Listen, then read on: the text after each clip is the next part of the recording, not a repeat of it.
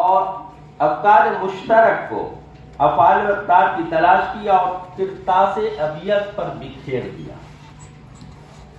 اس مشترکہ افکار کا نام اس نے مجموع البحرین رکھا. کل سے گفتگو ہو رہی ہے اس پر، اور کتاب کا نام جس طرح سے آغاز ہوتا ہے بنا میں ان کے ان نامی ندارت، یہ بھی آپ سن چکے ہیں. اس میں 22 ابواب ہے، یہ بھی آپ جانتے ہیں. ہر باب جو ہے ایک، ہر عنوان جو ہے اس پر ایک مکمل کتاب لکھی جا سکتی ہے. بہت دقیق گفتگو نہیں کرنی، بہت دقیق گفتگو ہوئی بھی نہیں، اور یہ کتاب ان اذہان کی ترجمانی ہے دراصل جو بہت نازک لطیف خیالات کے اظہار کے متحمل تو نہیں ہو سکے، لیکن متجسس ضرور رہے. ان کے اندر یہ ہمت نہیں ہو سکی کہ وہ ان خیالات کا اظہار کرتے.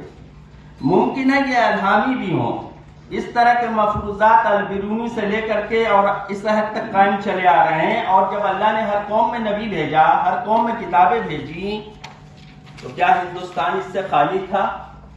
بالکل خالی نہیں تھا. اس نعمت عظمیٰ سے ہندوستان کیسے محروم رہ سکتا تھا؟ 4 آسمانی کتابوں کا ذکر، کھلا ذکر ہے، لیکن اس کے علاوہ بھی بہت ساری کتابیں ہیں جو ہم جانتے ہیں لیکن موجود نہیں ہیں. دارا شکو کی عظمت اس وقت مزید بڑھ جاتی ہے جب اسلام کی افاقیت ثابت کرنے کے لیے اس نے دارا نے مقدس کتاب اپنیشد کے حوالے سے توحید کی توضیح پیش کی. اپنیشد کے مطابق انسانی نظر سے دکھائی دینے والی پوری کائنات، محسوسات حقیقی نہیں بلکہ دنیا کی ہر موجودات میں وہی جلوہ گر ہے جسے ذات اکبر کا نام دیا ہے. اس نے اگر انسانی آنکھوں کے سامنے سے تمام پردے اٹھا لیے جائیں تو ہستی باری تعالیٰ کے سوا کچھ نظر نہیں آئے گا. یعنی ہما اس کا فلسفہ ہے جسے وحدت الوجود کہتے ہیں. یہ نظریہ اہل تصوف کے یہاں بھی پایا جاتا ہے، اور جسے ابن عربی، ابن سبعین، تلم ثانی، عبد الکریم جلیلی اور عبد الغنی نابلسی نے اس سے منسوب کیا جاتا ہے ان فلسفوں کو. یہ بحث طلب موضوع ہے. بیشتر علماء نے اس نظریے کو رد بھی کیا ہے کیونکہ اس کی بنیاد فلسفہ ہے اور اسلامی عقائد سے اس کا کوئی واسطہ نہیں. یہ تو ہر شخص غور کر سکتا ہے کہ علت یعنی مخلوق اور علت اولا یعنی خالق دونوں کا اتصال نہیں ہے. بندہ اپنی عبادت، ریاضت، بندگی کے سہارے اس کے قریب تو جا سکتا ہے، اس میں اتصال نہیں کر سکتا. یہ ایک نظریہ فلسفہ ہے. بہرحال لیکن بھائی ایک بات یہاں عرض کرتا چلوں کہ یہ کیسا انصاف ہے کہ آپ وہی کام کریں تو عقیدت اور غیر کریں تو شرک. پہلے ہمیں اپنا توازن ٹھیک کرنا چاہیے اور اس پر غور کرنے کی ضرورت ہے. کتابوں میں مذکور ہے، جو لکھا ہے کہ ہندو دھرموں کے اندر 18 پرانوں کا ورنن ہے. ان میں 3 پران بہت مشہور ہیں، بھاگوت پران، کلکی پران اور بھوش پران. دنیا میں 64,000 پیغمبر آئے ہیں ان کے مطابق. ہمارے یہاں کم و بیش 1,24,000 پیغمبر آئے ہیں. تو کہیں نہ کہیں تو سملیرٹی ہے کہ پیغمبر ان کے یہاں بھی آئے اور ہمارے یہاں بھی آئے. اس کو مزید غور کرنے کی ضرورت ہے. اور سب سے بڑی بات یہ کہ بھوش پران کے اندر حضور اکرم صلی اللہ علیہ وسلم کو کلکی، نراشن اور انما کے ناموں سے پکارا گیا ہے. اگر یہ 4 کتابیں، آسمانی کتابیں الہامی نہیں ہیں تو محمد کا ذکر کیسے آیا ان کتابوں میں؟ اب دیکھیے آگے میں بڑھتا ہوں، وقت بہت کم ہے اس لیے چھوٹی چھوٹی باتیں. مجموع البحرین کے جو مشمولات ہیں وہ ابھی انہوں نے پڑھا، پورا ہندی میں انہوں نے اپنا پیپر پڑھا ہے. اسی چیز کو آپ اردو میں سماعت کر لیجئے کہ عناصر کے بیان کے حوالے سے ہے کہ عناصر کی تعداد 4 ہے، انہوں نے 5 بتائی ہے، اور اس میں ایک عناصر جو ہے وہ عنصر اعظم کا لقب دیا ہے اسے، اور یہ دلیل پیش کی ہے کہ شریعت بھی عرش اکبر کہتے ہیں اسے. آگے وہ لکھتا ہے کہ برہما چند اکلس کے نام سے پکارا جاتا ہے اور یہ حادث نہیں ہے، یعنی برہما ہمیشہ سے ہے اور ہمیشہ رہے گا۔ اور آگے لکھتا ہے کہ برہما ہندوؤں کے جو چیز ملتی ہے وہ مایا ہے، جبکہ ہمارے یہاں عشق ہے۔ اور اس موقع پر وہ قرآن کی آیت پیش کرتا اور کہتا ہے کہ خدا خود کو ظاہر کرنا چاہتا تھا اور عشق کو ذات محمدی میں ڈھالا اور دنیا میں بھیجا۔ اس کے بعد اس نے بقیہ عناصر اربع کی تشریح کی ہے اور مسلمانوں کے عقائد کے مطابق، لیکن مشرکانہ جملے کہیں بھی موجود نہیں ہیں۔ وہ قیامت یعنی مہاپرلے کا بھی وہی منظر، فنا، حیات و سزا کا ذکر کرتا ہے، اور تقریباً اسلامی علماء نے جو بیان کیا ہے برہان کے لیے وہ قرآن کی آیت منہا خلقناکم وفیہا نعیدکم ومنہا نخرجکم تارۃ اخری پیش کرتا ہے۔ حواس کے بیان کے تعلق سے اس نے حواس خمسہ کا بیان کیا ہے، ظاہر اور باطن کے زمرے میں تقسیم کیا ہے۔ اہل ہند کے یہاں بدھ، من، اہنکار، چتکل 4 ہیں اور ان کا مجموعہ انت کرن کہلاتا ہے۔ اس طرح وہاں بھی 5 ہو گئے، اور اہنکار کی بھی 3 قسمیں ہیں، سانگ، راہب اور تھامس۔ اور اہنکار سانگ سے دھیان سوروپ بھی کہتے ہیں، یہ صفت اعلیٰ ہے جس کے تحت مہاتما کہتا ہے کہ جو کچھ ہے وہ سب میرا ہی ظہور ہے۔ دارا نے قرآن کی 2 آیت بطور دلیل سامنے رکھی ہے۔ الا انہ بکل شیء محیط، اور دوسرا ہے الاول والآخر والظاہر والباطن۔ یہ 2 آیتیں ہیں، اور یہی چیزیں شغل یعنی آگے شغل کا بیان ہے، جس میں اجاب کے بیان میں مسلم صوفیہ اللہ کہتے ہیں، جب اللہ کہہ کر سانس لیتے ہیں اور سانس چھوڑتے ہیں یعنی اللہ ہو۔ یہ 2 چیزیں جو ہیں، اب ان کی یہاں دیکھیے جوگیوں کے یہاں کیا ہے، او ما، جب او کہتے ہیں تو سانس لیتے ہیں، ما کہتے ہیں تو سانس چھوڑتے ہیں۔ یہ 2 چیزیں جو ہے تو دونوں میں سملیرٹی کس طرح سے ہے، یہ غور کرنے کی چیز ہے، آگے دیکھیے گا۔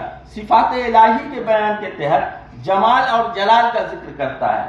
صوفیوں کے مطابق تمام مخلوقات ان دونوں صفات کے ماتحت ہیں۔ جب اہل حنود نے صفات الہی کی تعداد 3 بتلائی ہیں، یعنی ست، رج اور تم، جن کو ترمورت کا نام دیا گیا ہے، اور برہما، وشن اور مہیش سے بالترتیب اس کو منسوب کیا گیا ہے، اور اہل صوف کے نزدیک تریمورت کیا ہے، جبرائیل، میکائیل اور اسرافیل ہیں۔ روح کے بیان کے تحت اہل ہند کے یہاں آتما اور پرماتما کا ذکر ہے، اور پرماتما ہی روح اعظم ہے اور تمام کائنات اسی کے تابع ہے۔ ہوا کے بیان کے تحت اہل حنوف کے یہاں مروج، پران، اپان، سمان، اودان، ویان پران کا ذکر ہے، جو الگ الگ انسانی زندگی کے مختلف حصوں میں کام کر رہا ہے۔ 4 عالموں کا بیان کے تحت جاگرت کو عالم ناسوت، سپن کو عالم ملکوت، سکوپت کو عالم جبروت اور تریا کو عالم لاہوت سے تشبیہ دیا گیا ہے، جو صوفیہ اور ہندوستانی سادھوؤں کے نزدیک منازل معرفت ہیں۔ یہ آواز کے تحت آواز کو نفس الرحمن کہا گیا ہے، جو لفظ کن سے ظاہر ہوئی، اور ہندوستانی فقراء سرشٹی کہتے ہیں۔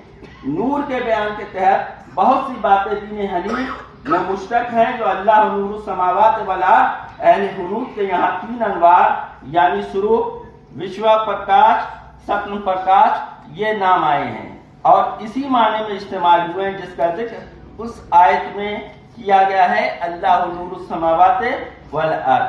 خدا کی رویت کے حوالے سے بھی بہت ساری باتیں ہیں، اور ہندو ساکشات دیدار یعنی بھگوان کے قائل ہیں۔ آتما اس میں آتما و ارے درشتی یوگیا، شروتی یوگیا، مننتی یوگیا، ندی دھیاست یوگیا، یہ چیزیں جو ہے وہ میتری کے حوالے سے آئی ہیں، اور اس کا مطلب آتما جو ہے وہ مشاہدہ کرنے کی صلاحیت، سننے کی صلاحیت، غور و فکر کی صلاحیت، ये चीजें आत्मा के जरिया हासिल की जाती हैं। अस्माए इलाही की भी तौज़ी है और अहले हुनूत के यहाँ जो मुश्तरकात हैं उसका जिक्र हुआ है। हुनूत के नज़दीक आसन, तरागन, निरंकार, निरंजन और सच्चस्त है और इस इल्म को चेतन का नाम दिया गया है, जिसे अहले इस्लाम अलीम से ताबीर करते हैं। दोनों के मुश्तरकात कुछ इस तरह हैं, इसमें हक के लिए आनंद, कादिर के लिए समर्थ, समी के लिए श्रोता और बसीर के लिए वरस्ता, कलीम के लिए वक्ता, अल्लाह के लिए ओम और हवा के लिए सह है। देवता फरिश्तों के माने में है। खुदा का मजहर आतम को औतार से निस्बत दी गई है और कुदरत इलाही का ज़हूर जिस पर होता है वो औतार या पैगंबर होता है। वही को आकाशवाणी, अच्छे जिन्नात को अंशरा, बुरे को राक्षस, आदमी के लिए मनुख, वली के लिए रिखी और नबी के लिए महासिद्ध जैसे लफ्ज़ियात इस्तिलाहात पेश हुई हैं। नबुवत और बयान के ताल्लुक से भी बहुत सारी बातें हैं, इस पर मैं गुफ्तगू नहीं करूंगा, इसलिए कि इसमें बहुत सारी चीजें मेरे लिए क्लियर नहीं है। तीसरी चीजें हैं बरामान का बयान है, जिसमें दर्ज है कि ये दुनिया खुदा के ज़हूर का तक़य्युद है और सबके लिए है। बरामान में नाद दरअसल एक आवाज है जिसकी 3 किस्में हैं। अनाहत, जिसे सूफिया आवाज़े मुतलक कहते हैं, आहत जिसे बेदमुख भी कहते हैं और ओम से जाहिर हुआ है। अहले इस्लाम के नज़दीक ये इसमें आदम है। लफ्ज़ ओम के माने खालिक़े कायनात के लिए जाते हैं। दारा ने उपनिषद में कुरान को उम्मुल किताब कहा है, वो लिखता है, कहा है और पर्ची मिल गई है। जिहाद के हवाले से भी गुफ्तगू हुई है, जो 4 हैं। अहले हुनूत के यहाँ 10, आसमान की तादाद 8, जब 7 बड़े सैयारे और निछत्तर 7, दिन भी 7। इस बात को भी मानते हैं कि ब्रह्मा जो इस कायनात का खालिक है वो अपने अर्श पर मौजूद है, लेकिन पूरे कायनात को अहाता किए हुए है, यानी हर चीज में शामिल है। जमीन को भी 7 तबके पर मुश्तमिल मानता है और हर तबके का नाम इस तरह है: अतल, बतल, सोतल, तलातल, महातल, रिसातल और पातल। क़यामत के ताल्लुक से भी अहले हुनूत ये अकीदा रखते हैं कि महाप्रलय कायम होगा। मुक्ति यानी निजात के ताल्लुक से भी व्यास का फलसफा जो है बहुत ही तौज़ीह तलब है, वो दर्ज है यहाँ। और जो कुछ क़यामत के हवाले से बहुत सारी बातें मेल खाती हैं। मुक्ति या निजात देने वाला कौन? ब्रह्मा। ब्रह्मा कौन? वो मन है। यदा सर्वे परामोच्यन्ते कामा यश्वा हृदया श्रीथा अथवा मेरितु भवत्तरा ब्रह्मा सुम्मसो नोति। ये आदमी